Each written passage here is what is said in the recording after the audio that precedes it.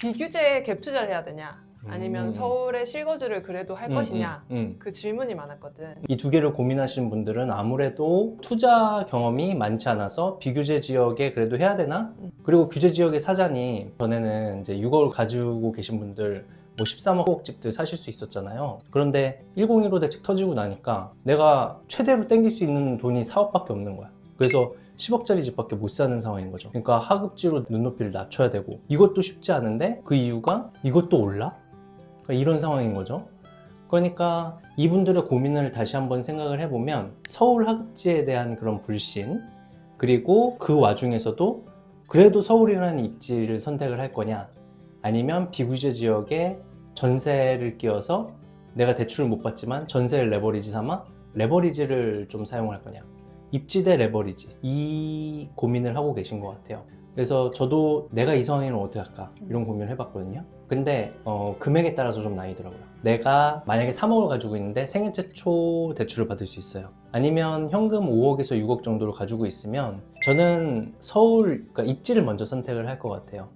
왜냐면 지금 봤더니 서울의 10억대 그리고 9억대 중후반 아파트 중에서 비규제 지역의 12억, 13억대 아파트들보다 과거 최고가가 더 높았거나 비슷했거나, 그런데 이제 실거주장에서 이제 구축이다 보니까 아직 못 든 상태로 규제를 맞은 아파트들이 많아요. 뭐 한두 개만 말씀을 드리자면 노원구에 이제 중계동에 있는 양지대림 아파트가 있고, 또 서대문구의 홍제동에 있는 인왕산 현대 힐스테이트, 이런 아파트들이 있거든요.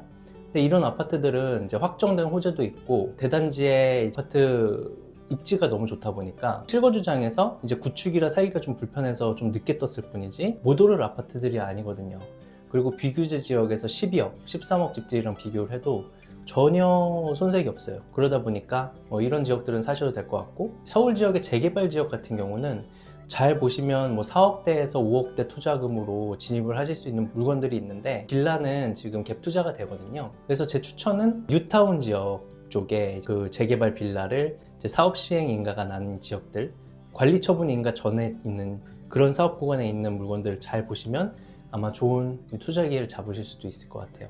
그리고 아직 결혼을 안 했거나 저처럼 이제 현재의 삶을 희생해서라도 미래를 좀 준비하고 싶은 분들, 그러니까 자산의 규모를 빨리 올리고 싶은 분들, 이런 분들은 레버리지를 한번 선택을 해보세요. 레버리지를 선택을 해서 2년, 4년 텀을 두고 빠르게 한번 갈아타기를 해보시는 거예요. 그런데 제가 이 말을 꺼내기가 상당히 어려운 이유가 이게 실거주 집을 고르는 것보다 한참 더 어려울 거예요. 일단 난이도가 어렵고요. 입지랑 리스크 관리를 좀 하실 수 있는 공부를 좀 하시고 들어가셔야 돼요. 이것도 저것도 모르겠다 하시면 제가 이전에 찍은 이제 오를 차례 해서 15군데 이제 단지를 찍어 드렸거든요. 그거 보면 공통점이 두 개가 있어요. 첫 번째로 규제 지역의 바로 옆에 있는 입지, 그러니까 규제 지역이나 마찬가지의 입지를 가지고 있는 곳들, 예를 들어서 안양시 이제 만안구의 안양동이라든지 구리의 수택동이라든지 이런 지역들은 이제 사셔도 되는 곳이고, 또는 서울의 핵심 지역으로 GTX라는 이제 철도가 연결이 되거나 아니면 자족 기능을 가지고 있는, 그러니까 그 지자체 안에서 일자리가 형성이 되고 있는 지역들, 동탄이나 송도죠. 이런 지역들의 상품이 좋고 대단지의 역세권, 이런 지역들도 지금 3억 이내로 살 수 있거든요. 이런 지역들의 갭 투자는 저는 안전하다고 봅니다. 제가 찝어준 아파트들을 사시라는 게 아니라 한번 보시고요. 제가 왜 그 지역을 추천을 드렸는지, 그리고 지금 보신 지역들이랑 다르다면 어떤 면에서 다른 건지, 이런 면에서 인사이트를 좀 가져가셨으면 좋겠어요. 이런 부분에서 좀 난이도가 있다고 할 수 있고, 진짜 어려운 건 따로 있거든요. 제가 이렇게 한번 질문을 드려볼게요. 지금 서울 집 안 사셔도 괜찮으시겠어요? 저는 심지어 중간에 서울집을 팔고 광역시랑 경기도에 집을 사서 다시 서울로 들어오려는 생각을 했어요. 근데 얼마나 무서웠겠어요. 왜냐면 종일 신문 기사가 났거든요. 서울만 오른다. 서울 아파트 똘똘한 한 채가 답이었다. 지방에 20채 팔아도 서울 한 채 못 산다. 이런 기사들이 매일 났어요. 지금도 여전히 나고 있죠. 그런데 그런 기사를 볼 때마다 내 선택이 틀렸나? 아니야, 저 사람이 틀렸을 거야. 이 기사의 맹점은 이거야. 자기 자신의 자기 확신을 높이기 위한 공부들을 정말 많이 했던 것 같아요. 밤에 잠도 잘 안 왔고요. 사실 이제 와이프도 저 때문에 월세살이를 좀 했거든요. 신혼집은 문정동에 있는 이제 8평짜리 오피스텔 집이었고 와이프한테 미안하기도 했어요. 정신적인 스트레스, 불안, 그러니까 불편과 불안을 안고 사는 게 투자자거든요.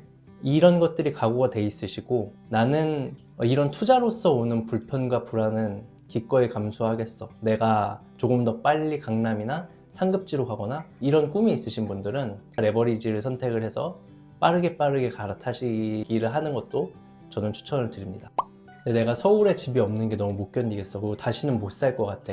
이렇게 불안하시는 분들은 굳이 비규제 지역에 무리해서 레버리지를 사용해서 갭 투자하실 필요가 없다. 차라리 토어제 지역에 내 집 마련을 하세요.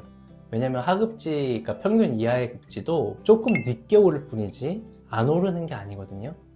지금은 상급지, 서울에 있는 강남, 서초, 마용성 이런 지역들이 많이 올랐고요. 종로구부터도 그렇게 많이 오른 편은 아니에요. 그리고 그 아래에 있는 이제 강서구, 동대문구, 노원구, 도봉구 이런 지역들은 앞으로 더 오를 확률이 아주 많거든요.